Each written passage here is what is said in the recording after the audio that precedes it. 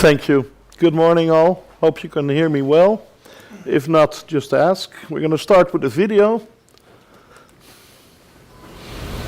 Well, supposedly.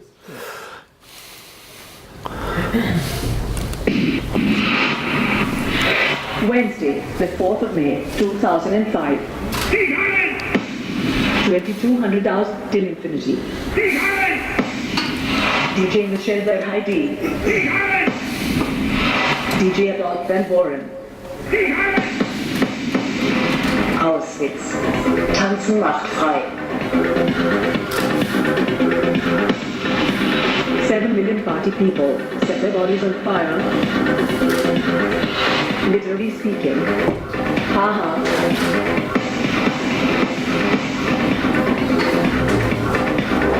Dress code, dress as skinny Jew. 3 days of non-stop partying. And gangbanging. While spending the night for free. Hot showers, free of charge.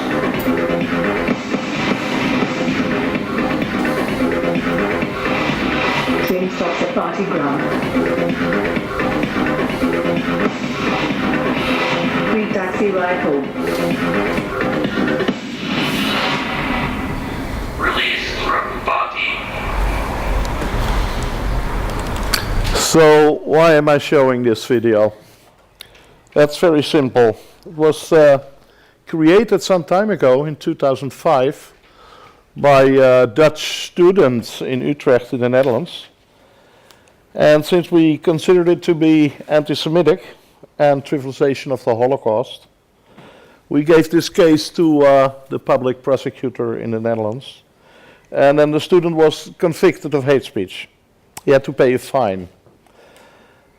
It was, of course, much too late to stop the dissemination of this video over the internet. It was posted by a well-known weblog, and within a few days it went viral. Viral avant la lettre, because at that time there was no social media and we didn't use the word going viral. So it was for our network that was just into being for 3 years a very interesting case, because we chased this video really from country to country in Europe, and every time it was again posted somewhere else, and again we had to try to get it removed, and we succeeded in that for some 12 years. It's now 12 years later. This Auschwitz video is no longer all over the internet, but you can still find it. If you go to YouTube, you will find 3 postings of the Auschwitz video, and YouTube, Google YouTube, refuses to remove it. So this teaches us one thing. You can remove a lot of stuff from the internet with a concerted effort, but you will never get rid of everything, and you will never get rid of all of the hate of, let's say, one instance, this video. Internet is the great recycler. Everything is copied, everything comes back.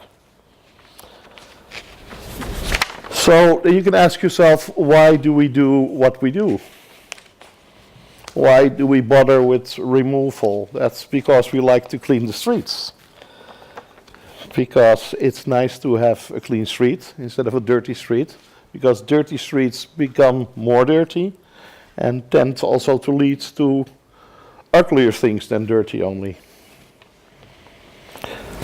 But we do realize that to counter online hate, we need to use a combination therapy rather than only a broom to get rid of it all. And with combination treatment, we mean monitoring hate on the internet, removal, yes, but also counter speech and creating awareness for the subject, fact checking, the debunking of myths, and training people training in recognizing hate and training them in trying to get hate removed or to counter it. And our network is involved in most of these things. So I'm talking about our network all the time, INACH, the International Network Against Cyber Hate. So what are we? What do we do?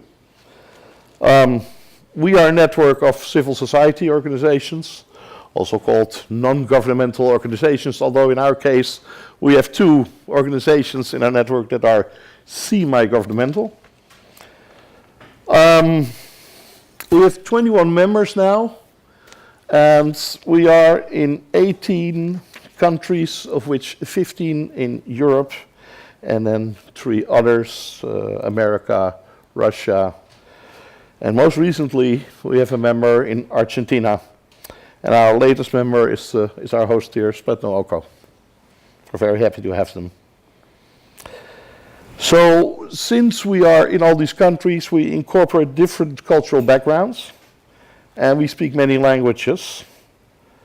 And we have a diverse perspective, allowing us to counter and address all forms of online discrimination. And what we do, this is a very nice slogan, we try to bring the online in line with human rights. If you want to know more, go to our website, www.inach.net, or go to our Facebook page. And our latest activity is a project funded by the European Commission. It's called Research, Report, Remove. Well, there you get the idea already. And it, of course, focuses on countering cyber hate. And basically the project was created to build a database in which cyber hate cases from all over Europe are stored. So cases brought to us by our members, but also complaints brought to us by the general public in Europe.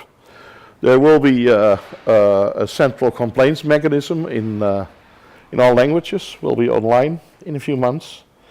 And we will use the system for continuous monitoring. What is happening where? Are there hotspots? Do we need to act on certain developments in certain areas on the internet?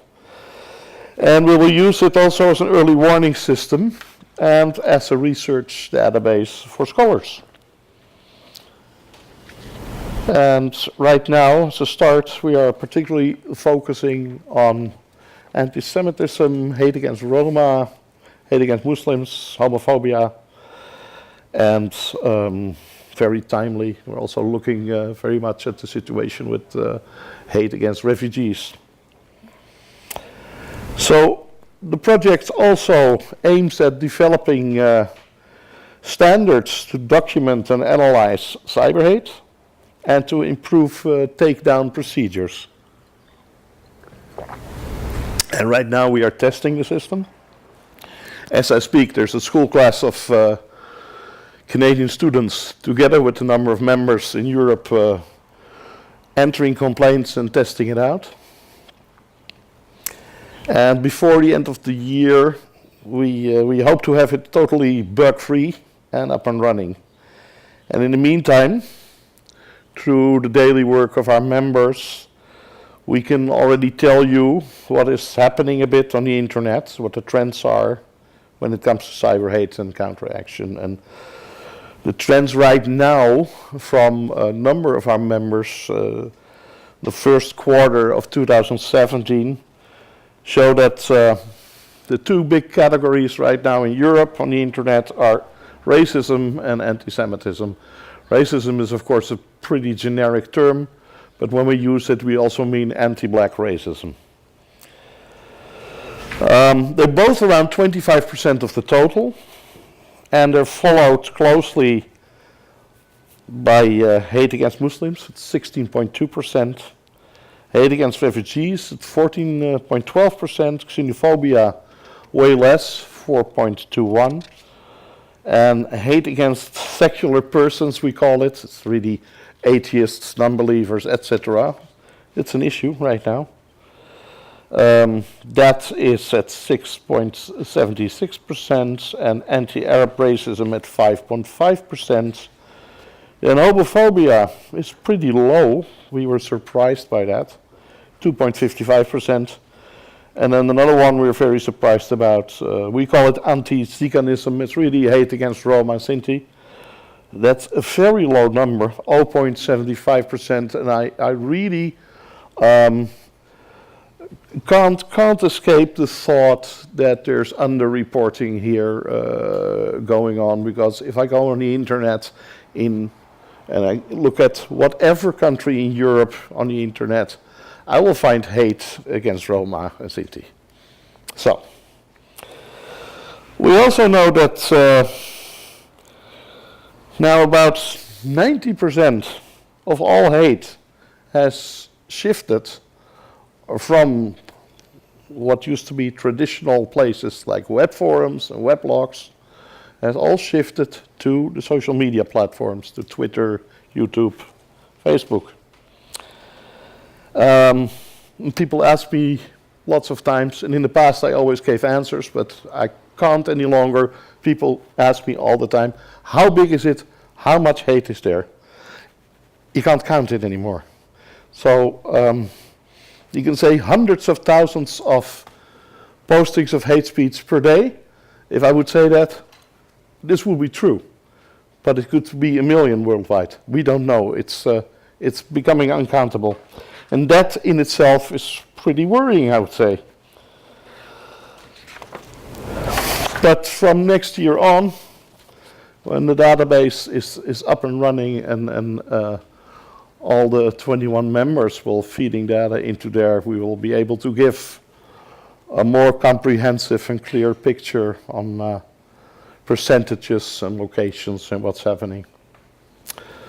There's some other trends we note.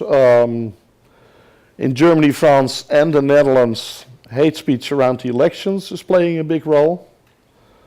We will publish a separate report on that later this year. And of course, Brexit and the refugee crisis, and the election of President Trump, and Islamic Society, Daesh, IS, and growing populism and neo-Nazism in several of our countries here in Europe, all influence what's happening on the internet, and the categories and the amounts of online hate speech.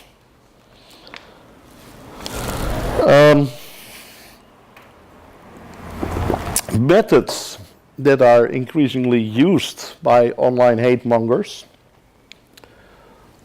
you've all heard it, probably, fake news, the dissemination of fake news. Fake news was there before it became an issue during the United States elections last year. Fake news, hateful memes, the dissemination of myths about facts.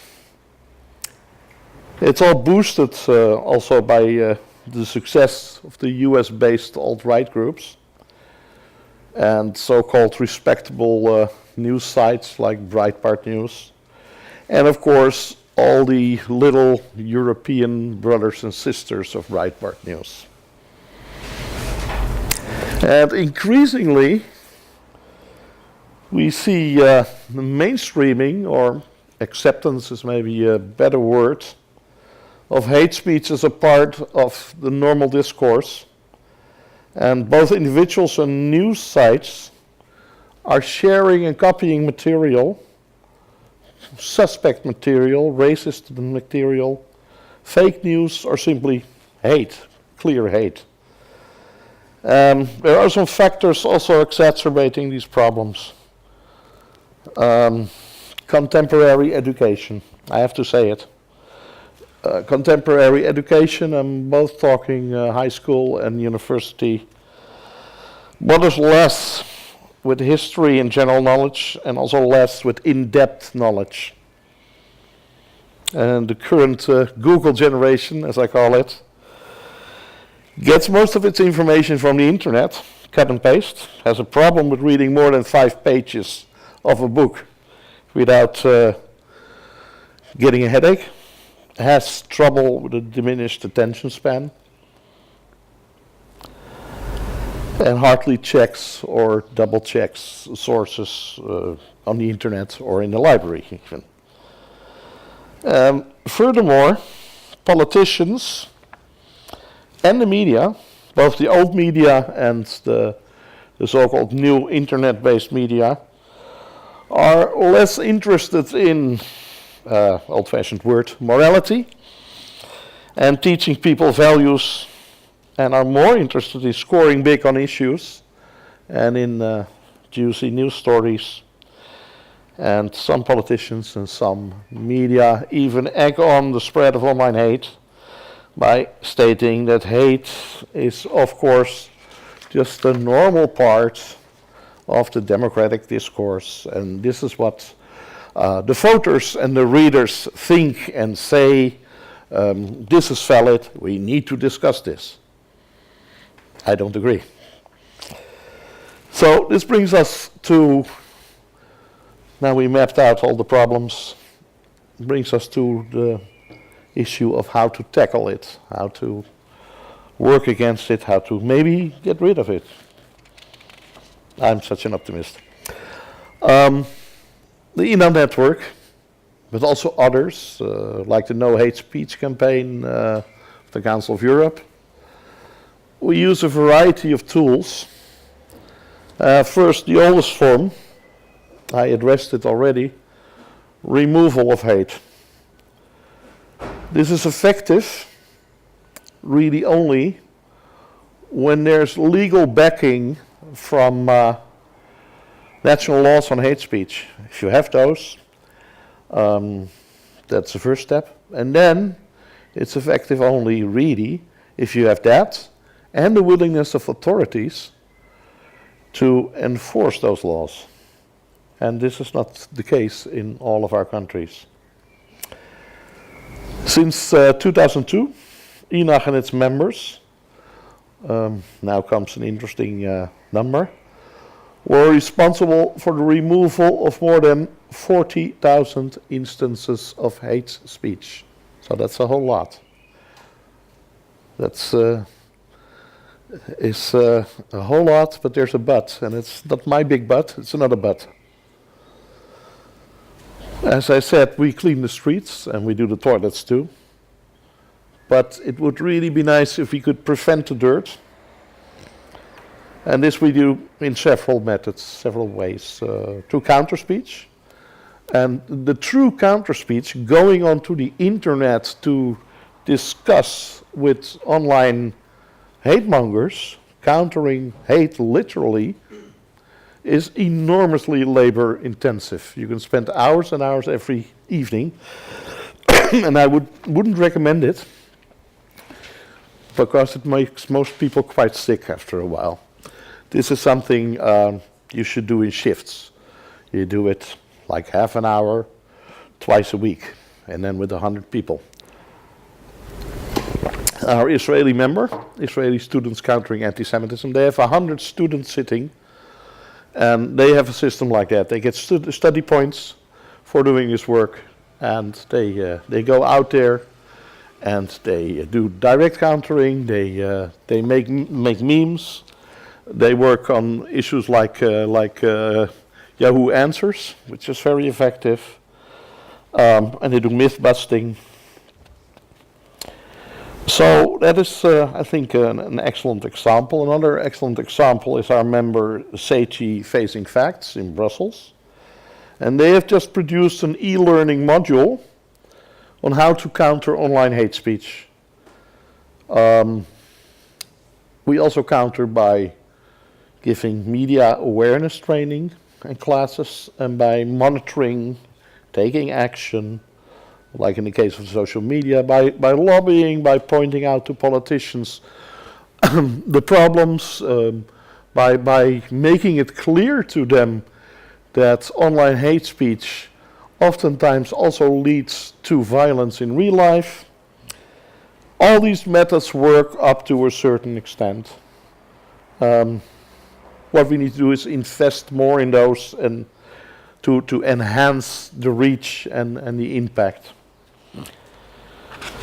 So, good news. There's some good news, not a lot. We note an increased willingness in Europe, not in all countries, but in a number of countries, from prosecutors to take up cases.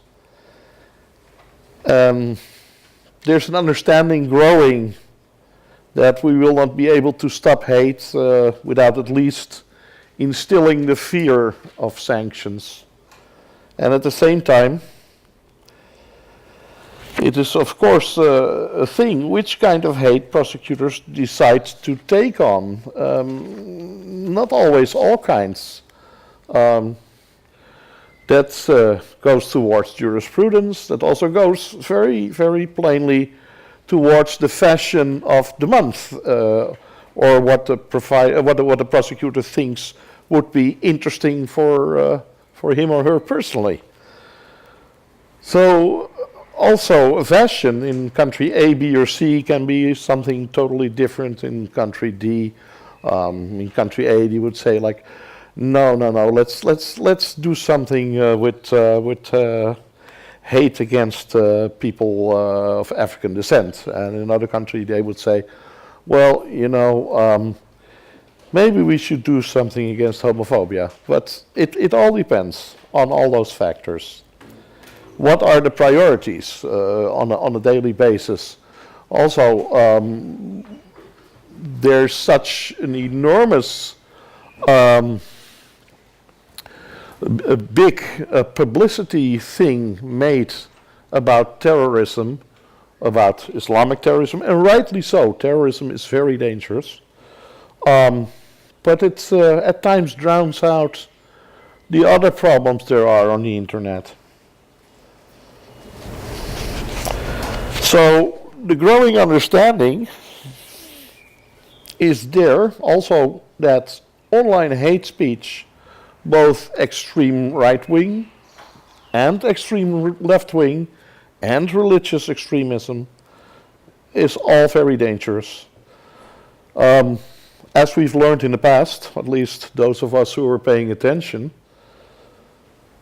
words can start revolutions and genocides. Good news is also that there's now a concerted effort to curb the hate speech spread by the largest facilitators, yours and mine, Facebook, Twitter, and YouTube. Which brings me to the second part of this speech, and that will deal with the European Commission social media monitoring exercises. To give an introduction to that, during the last 7 years, my network, INACH, has been engaging and debating with the social media, with Twitter, YouTube, and Facebook, about online hate on their platforms and the need to curb it. So in our view, I've said it before, online hate poisons the virtual environment and also the in real life environment. It incites to violence, it undermines education, undermines democracy, through incorrect and biased information, through the misrepresentation of facts, and through fake news. And it furthermore stimulates division, populism, extremism, terrorism. So during those 7 years we talked with the social media about this, and we succeeded in convincing them to partner with us and other NGOs to facilitate the removal of illegal hate speech from their systems. And they did that partnering by giving us the so-called trusted flagger status, which means that if a complaint was sent in by us, say, oh, that comes from one of the INACH members, we will make some haste and we will take it seriously. This improved the situation somewhat. But, however, the results were far from ideal.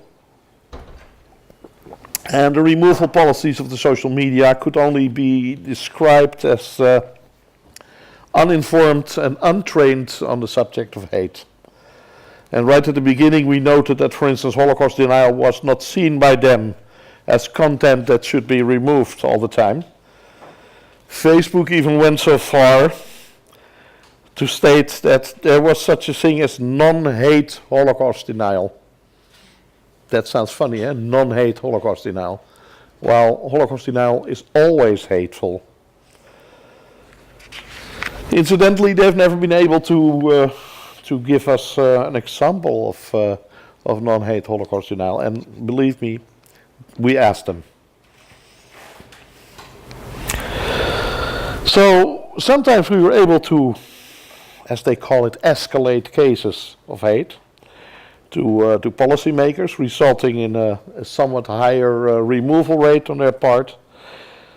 And through our work on raising awareness at the OSCE, the UN, Council of Europe, and the European Union, especially on the subject of the shift of hate, mainly hosted by websites and web forums, to the social media, we were able to sensitize the European Commission enough that they started to talk about it, also with the social media, which resulted in a covenant that was signed in 2016, in May 2016, last year, the so-called EU Social Media Code of Conduct on Countering Illegal Hate Speech Online. And in this paper, this covenant, it was laid down that social media would remove illegal hate speech within 24 hours after being notified by, let's say, a civil society organization or by a member of the general public. And to check on the successfulness of this, when it comes to removal times and removal rates, the European Commission envisioned the doing of a so-called monitoring exercise.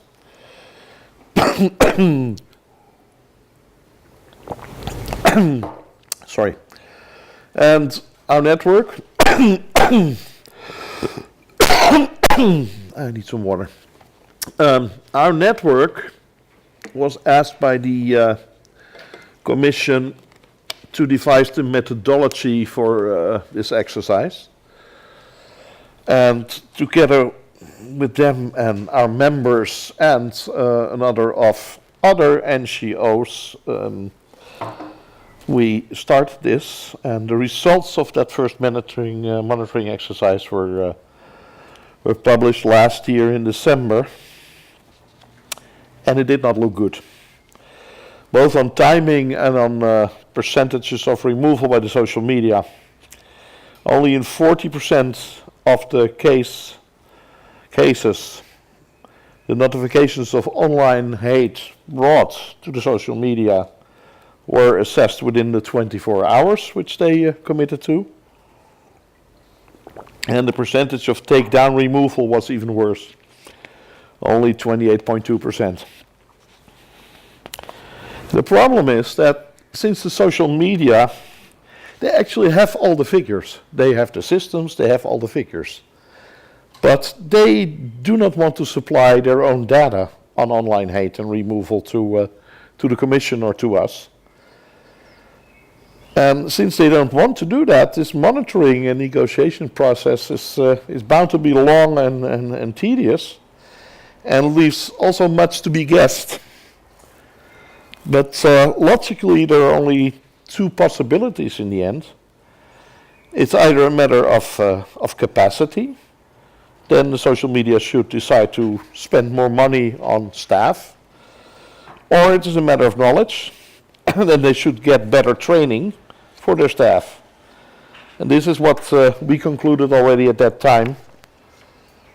And at the end of that meeting in December, it was decided to do a second monitoring exercise this year in 2017. And that is where we are right now, because the second monitoring exercise has just been completed last week. And on June 1st, the results were published by the Commission in a meeting. I was there, Andres was there.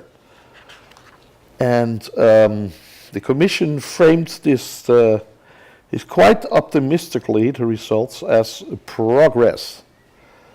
There is some reason for this. 95% of the illegal hate speech cases brought to the social media were also removed by them. You may remember that during monitoring exercise 1, this was only 28.2%. Secondly, the response rate, the agreed upon 24 hours they should, within which they should remove, went up from 40% to 51%. We have to note, however, that only Facebook succeeded in fully reviewing all of the cases within 24 hours. So the removal rate, I'm just walking over there to see if Andres wrote something about me speeding it up, but it's not the case. The removal rate is still pretty poor. 41% of the cases brought were not removed, with Twitter still doing the worst of all, 37% removal only. And Google, YouTube, 66%, Facebook, 66.5%. That's a lot better, I have to admit it. But we also note that cases brought by the general public, not by the NGOs, not by the trusted flaggers, were not so successful. The European Commission press release leaned heavily on the increased response time, but we are just not impressed. If the removal rate is poor, the response time really doesn't matter so much. Citizens want their complaints to be handled seriously, of course timely also, but the result, the removal of hate speech, that is most important, not how fast it happens. The results of both monitoring exercises are to some extent also biased, since the European Commission informed the social media of the exact time periods the exercise would run, and which NGOs would be involved, so who would complain, whom of us had trusted flagger status. And during the second monitoring exercise, social media representatives also started mailing us, the participants in the exercise, offering assistance, for instance by answering questions. And a number of us experienced this as undue pressure. Some complained to the European Commission about this or told the social media in no uncertain terms to stop meddling. I think I sent something to YouTube saying like, get a effing life, in so many words. Another issue was that we as civil society only got the results, the full results of the monitoring exercise a few hours before the meeting, while the social media already had the results a week before. So for us, there was hardly any time to digest the results and no opportunity really to ask critical questions. Now, there's some recent publications in The Guardian. The Guardian got, English newspaper, got hold of leaked information coming from Facebook about their internal policies. Very interesting. They have internal instructions on hate speech and other issues. And what we could see from that, see that they are in line with what we already suspected and what our experience has been. So this does not lead to optimism for us, since it shows the social media have too little staff, they have a lack of knowledge about hate speech, and as INACH said before, they are not trained by experts on hate speech, not only because this is completely obvious, but also because we know most of the experts, some of us are the experts, and nobody we know who's an expert in hate speech ever trained to social media. And the problematic stance of Facebook on Holocaust denial, we already knew that also, and they make no secret of it.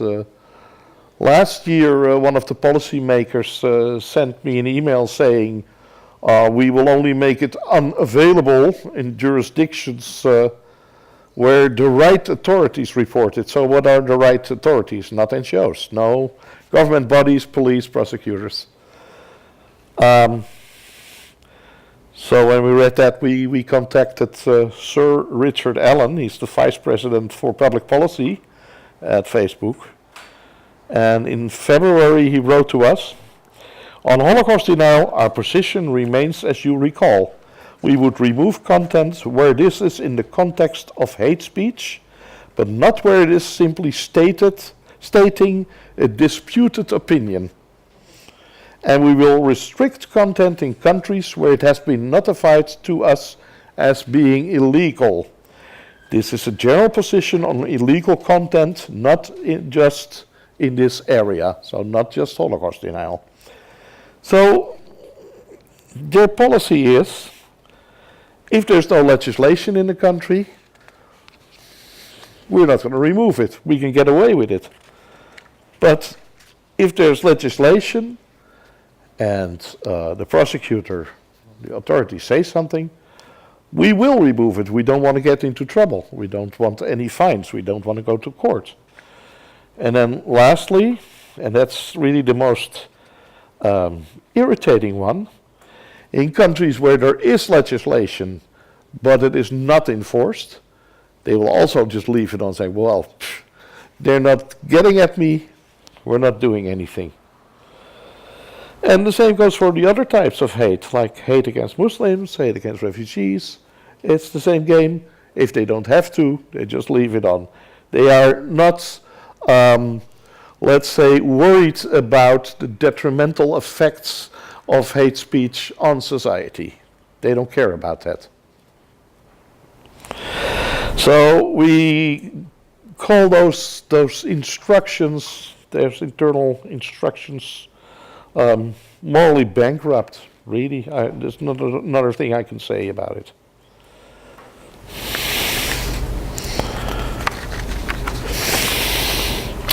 And we really hoped for a while that Facebook is the only one that had these strange internal rules in place.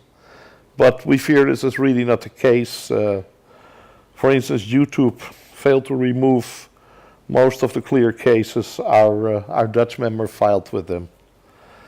And also the lack of transparency by the social media when it comes to disclosing their numbers and their number of case handlers, how they are trained, etc., etc. It's not very productive, not when working with the European Commission or with NGOs or with anybody. And since it is also pretty clear that the three big social media, Google, YouTube, Facebook, and Twitter, that they fine-tune their policies among each other, they're in the same boat.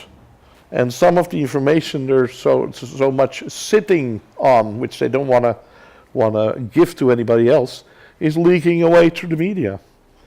So we think it's really time for the social media to come clean and sit with us, sit with the Commission, sit with others, and see how we can solve the problems. And in a few months, we will have our Europe-wide system up and running, which will allow us to monitor the social media in a continuous way. And this is also one of the things we intend to do next year. So what now with the monitoring exercises? We were wondering, is there going to be a next one?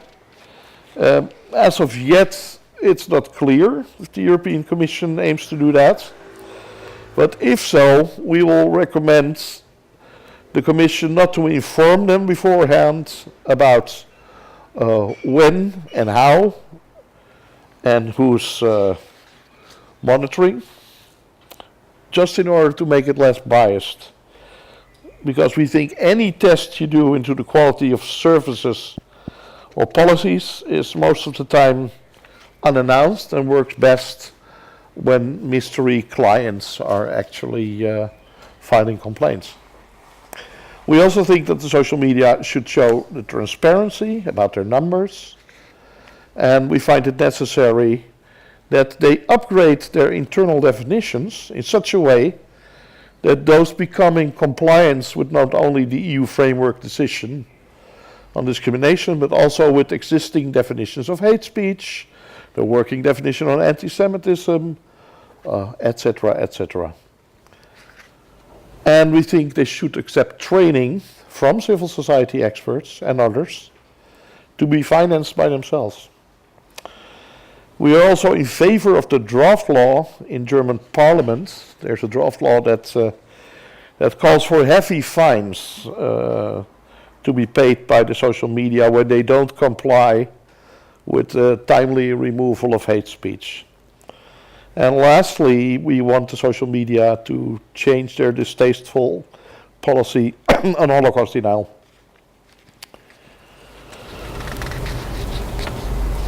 Because we think that that is a real core issue. Anything else sort of follows from that. They don't want to bother with Holocaust denial. And all the rest really follows from that, in our opinion. The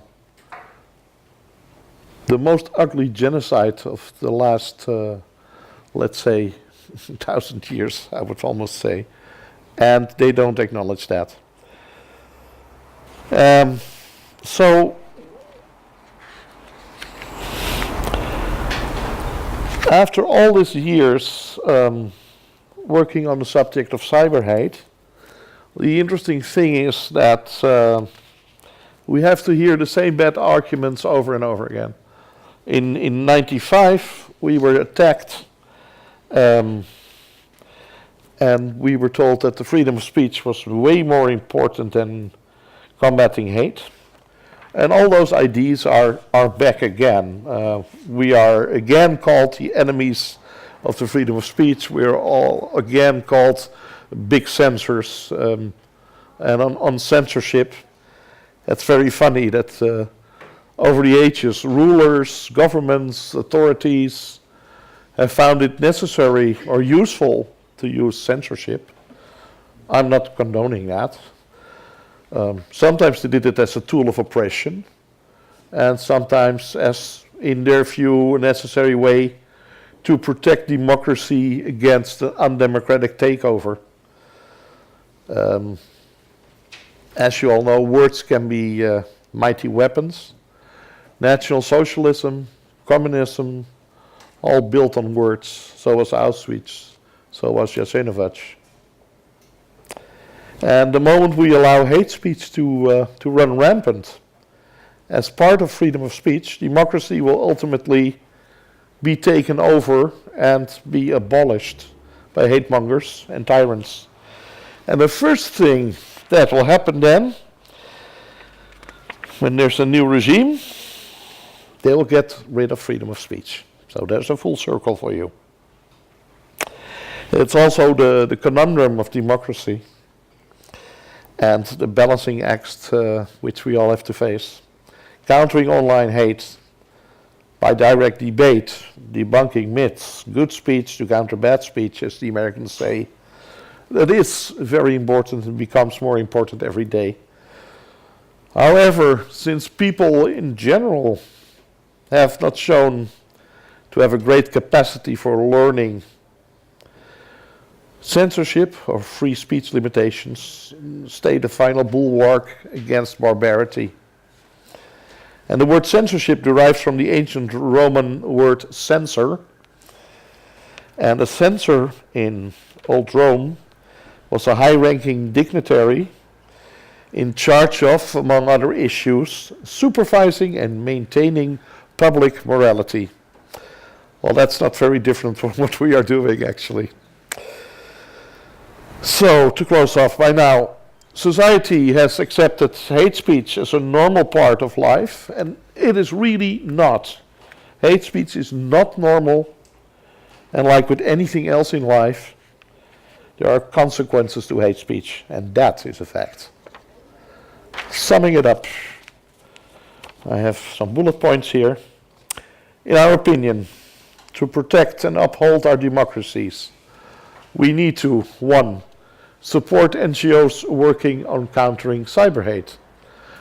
Call upon the social media to work harder on getting rid of hate speech on their platforms. If needed, take sanctions against the social media, either within the EU framework or unilateral, like Germany is doing right now. Include media awareness and human rights class in national curricula. Introduce anti-hate speech legislation into national penal codes. If already present, lobby for the effective enforcement of such legislation. And as last one, support counter-speech. Become a voluntary counter-speecher. Become fact-checker, become myth-buster. Do something. Thanks.